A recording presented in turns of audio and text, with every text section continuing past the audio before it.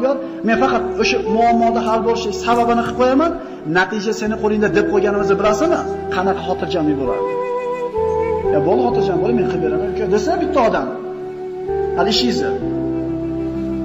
Hali pasportni stolda akasi bor, oshingiz keldi, bo'ldi men qilib beraman, keldi pasport oldimi? Xotirjam bo'lib qolasiz. Ol kelyapti ekan dedi, bitta beraman shu mashinamdan deb yubordi bittasi. Variantga. Bitta odamni gapirsa qalbingizni qanaqa bir ko'tarib olyapti. Endi Allohga suyanishni bilgan odam qanaqa yashar ekan?